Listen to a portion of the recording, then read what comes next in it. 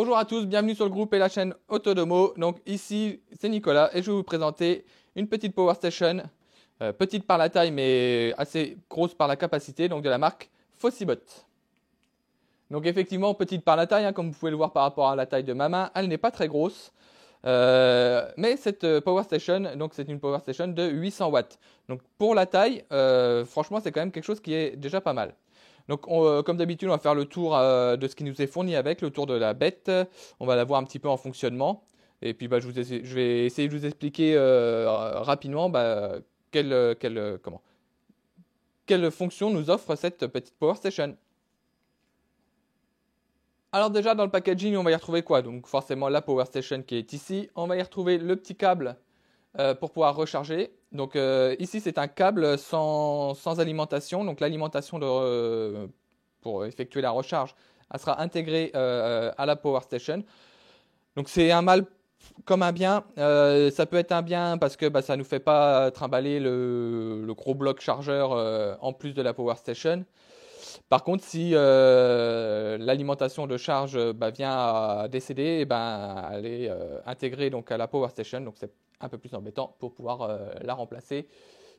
Donc voilà, c'est un petit peu gênant à ce point-là. Et on a un petit câble ici de fourni également pour pouvoir brancher les panneaux solaires de ce côté-là et pouvoir le brancher ici à la Power Station pour faire la recharge. Donc c'est pas mal. Et on a donc le manuel d'utilisation normal qui est fourni avec. Donc voilà, c'est tout ce qu'on a dans le packaging. Donc pas grand chose, mais le strict minimum pour pouvoir utiliser cette Power Station de la marque Fossibot. Donc au niveau du produit, donc elle mesure la Power Station donc 276 par 209 par 230 mm. Donc comme vous pouvez le voir, ça reste quand même petit, ça tient quasiment dans une feuille A4. Au niveau du poids, on est sur 6,5 kg. Donc c'est quand même quelque chose aussi qui est relativement léger, facilement transportable. Donc comme je vous l'ai dit, donc elle délivre 800 watts. Et puis voilà au niveau des caractéristiques un petit peu des dimensionnels et du poids de la bête. Donc pour faire le tour un petit peu plus en détail, donc je vais vous dézoomer un tout petit peu, voilà. Elle se présente comme ceci, donc elle est plutôt de forme rectangulaire.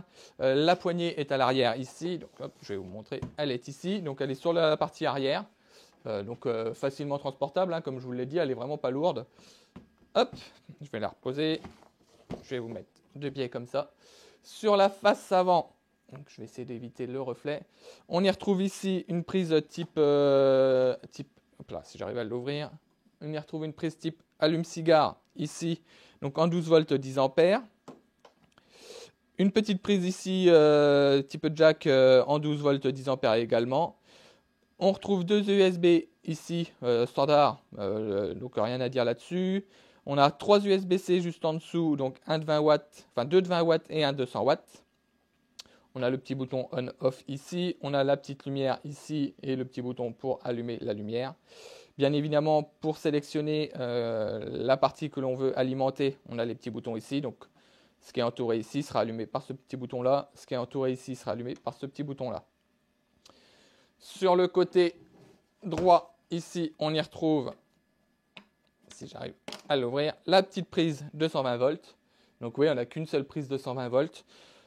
Mais bon, voilà, c'est largement suffisant. Après, au pire, on peut y rajouter une multiprise si l'on le souhaite. Donc, maximum 800 watts avec le petit bouton ici pour l'allumer. Juste au-dessus, on retrouve le petit ventilateur qui va servir à refroidir un petit peu la batterie lorsqu'elle sera en fonctionnement. De l'autre côté, on y retrouve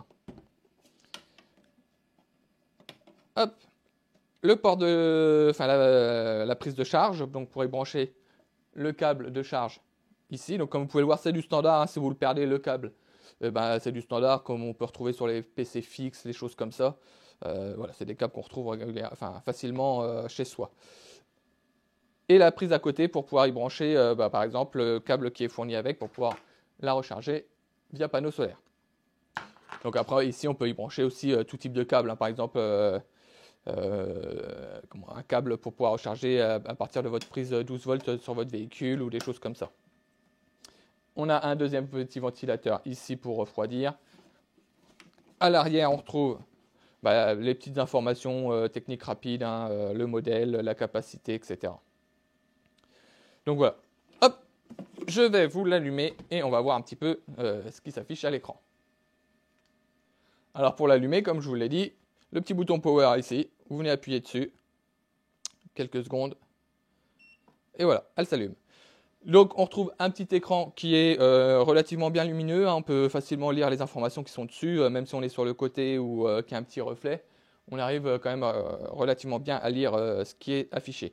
On a quoi? On a ici le petit indicateur de batterie, donc il nous indique 28% de capacité, par exemple ici restante. Et là, elle indique juste en dessous le temps de fonctionnement restant avec cette capacité-là. Donc là, forcément, elle va nous dire 57 heures, il n'y a rien de branché dessus, hein, donc il n'y a pas de consommation. Donc vous allez voir après, quand je vais brancher quelque chose dessus, le temps ici va diminuer par rapport au pourcentage de batterie qui reste.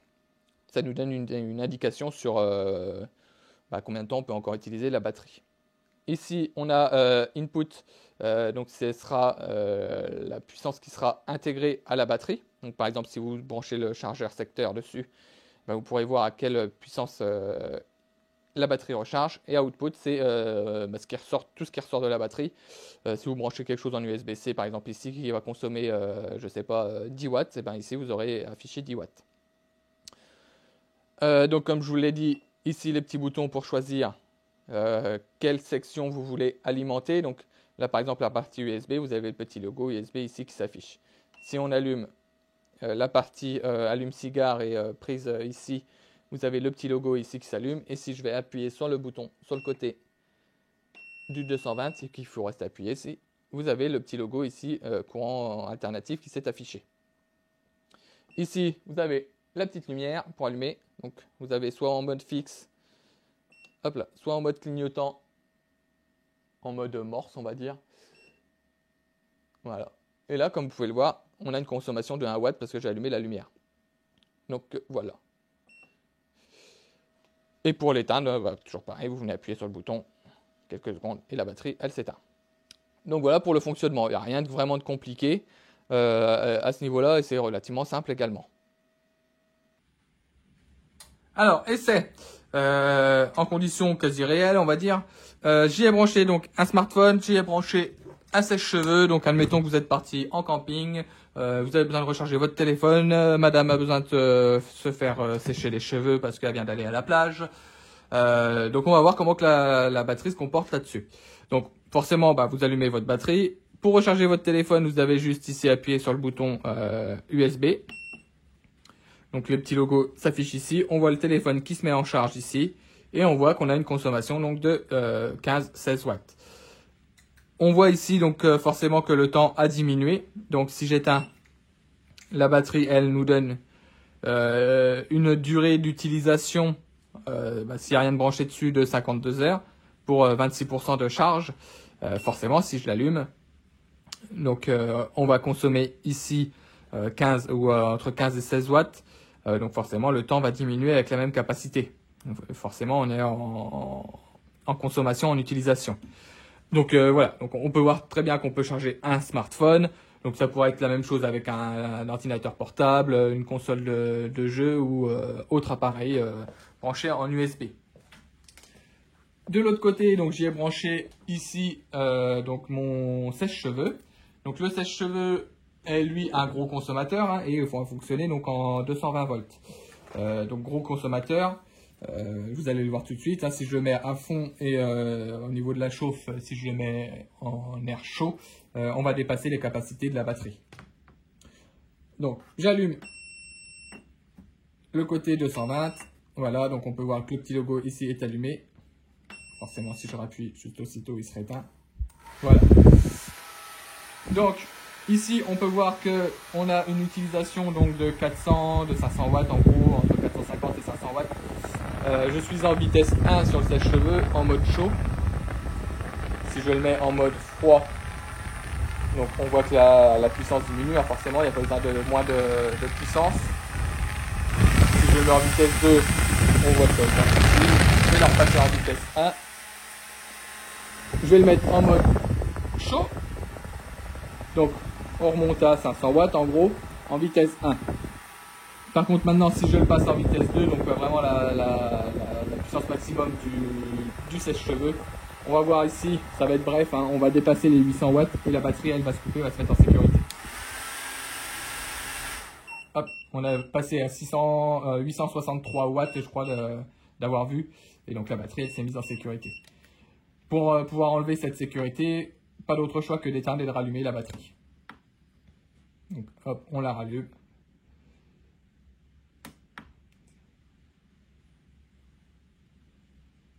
Hop, on rallume donc la batterie. Tous les ports se sont éteints, hein. Si on veut utiliser le port USB, donc faut le rallumer. Si on veut utiliser le port 220, faut le rallumer. Et donc là,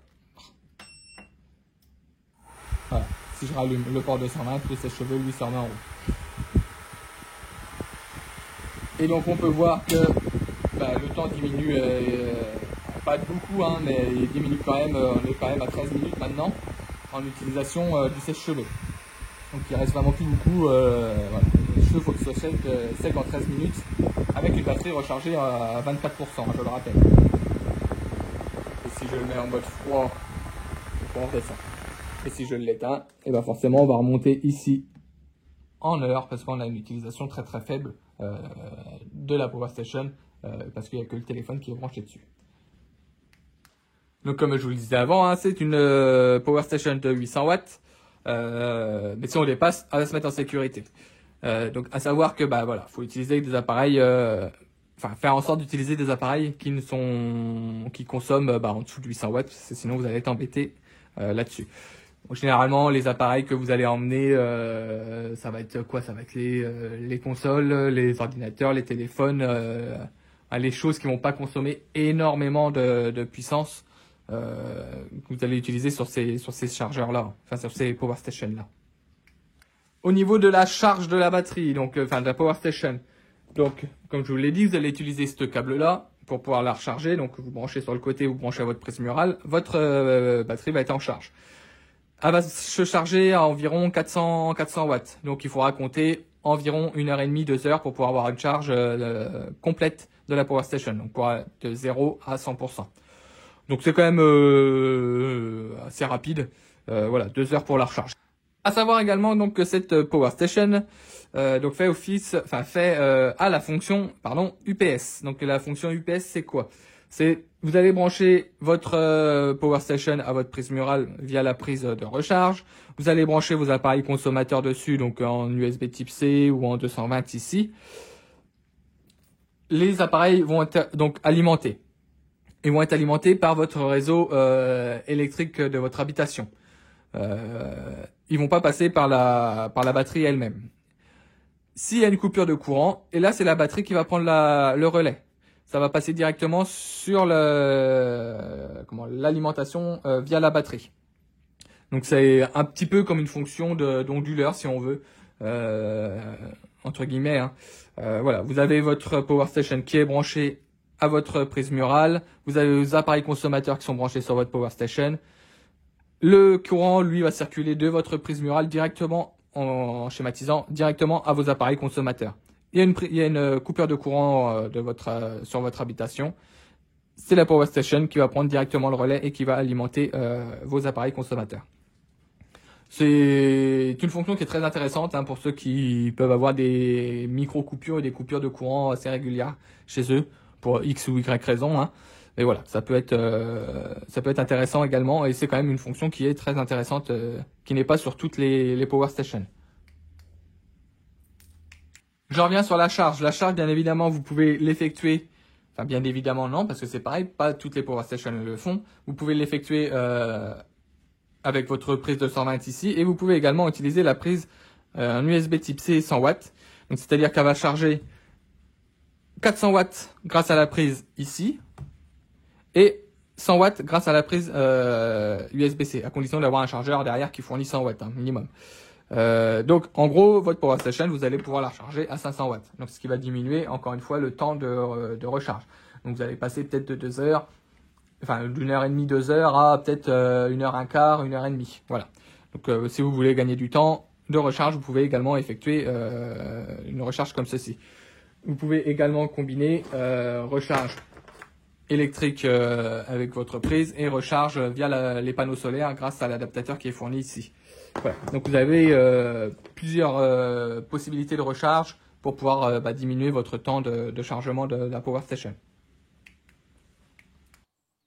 Donc voilà, on se retrouve en extérieur. Donc là, comme on peut le voir, on est sur le panneau solaire donc, de la marque Fossibot également. Donc c'est un panneau solaire de 200 watts celui-ci. Donc je vais vous le déplier pour que vous voyez un petit peu la taille qu'il fait. Déjà en première vue, donc je vais vous faire un petit zoom. On peut voir qu'il est en tissu avec la petite poche sur le devant et les petites poignées pour le transporter en orange au-dessus. Donc c'est quelque chose qui est pareil, facilement transportable parce qu'il n'est pas très gros et pas très large. Donc on peut facilement le caser dans un coffre par exemple pour pouvoir le transporter sur votre lieu de pique-nique ou de votre lieu de camping. Donc voilà, donc là on voit un petit peu mieux. Donc ici on a ce qui nous servira de poignée. Donc ici on a des, donc ici et ici on a des petites fixations par aimant. Donc ça fait qu'après il est facilement transportable. Dans la petite pochette ici, qui se ferme avec une fermeture éclair, on retrouve différents câblages, donc les adaptateurs pour pouvoir brancher sur la power bank. On a ici les câbles donc, qui sortent directement ici hop, du panneau solaire. Et on retrouve donc les informations ici, donc le SP200 donc, qui fait 200 watts, c'est un monocristallin en 18 volts, etc. Donc voilà pour les informations. Je vais le déplier pour que vous voyez un petit peu à quoi il ressemble une fois déplié. Donc on voit une fois déplié, donc il est quand même assez long, hein. Il y a 4 sections, donc 4 sections de panneaux. En gros, il fait à peu près entre 2 mètres 10 de long. Donc on a une belle surface de captation pour pouvoir alimenter notre power bank, notre power station grâce au panneau. À savoir que moi là du coup je l'ai posé contre la piscine, mais à l'arrière ici, je vais essayer de vous mettre ça comme ceci. À l'arrière ici, on a des petites pattes qui viennent s'ouvrir pour pouvoir le poser sur une surface plane si vous n'avez pas de quoi l'adosser. Donc voilà, ici donc on a branché le câble hop, à la batterie externe qui se situe là-bas, à la power station. Et donc maintenant que le soleil tape dessus, on peut voir qu'on a ici une recharge. Donc ici on a un temps légèrement couvert, enfin bien couvert. Donc on est en recharge à 55 watts, comme on peut le voir, 65 watts, 75, hop, ça monte. Plus le soleil va taper, forcément, plus on va recharger rapidement la batterie, plus le nombre de watts ici va augmenter, plus le soleil va taper sur les panneaux solaires. Donc là, on peut voir qu'on recharge à 83 watts. Et on voit la petite animation de la batterie juste à côté ici qui bouge pour nous signifier donc qu'on est en cours de recharge. Donc voilà pour le panneau solaire. Donc voilà, on va passer à la conclusion donc sur cette Fossibot, donc le modèle F800. Je vous mettrai tous les liens en description hein, si vous souhaitez vous acquérir cette Power Station. Tous les liens sont en description. N'hésitez pas à aller jeter un œil si vous souhaitez l'acheter ou si vous souhaitez plus d'informations sur cette Power Station. Donc, au niveau des points négatifs, on va passer par les points négatifs en premier, ça sera plus rapide. Personnellement, pour une Power Station de cette capacité-là, de 800 watts, j'aurais aimé avoir au minimum 2 prises 220 ici. Soit l'une à côté de l'autre ou une de ce côté-là, une de l'autre côté ou une en façade, enfin peu importe. Au vu de la capacité, j'aurais aimé avoir 2 prises 220 pour pouvoir y brancher plusieurs appareils 220 volts. Voilà. C'est un des points négatifs que j'ai envie de dire sur cette Power Station. Sinon, vraiment rien à dire de spécial au niveau négatif.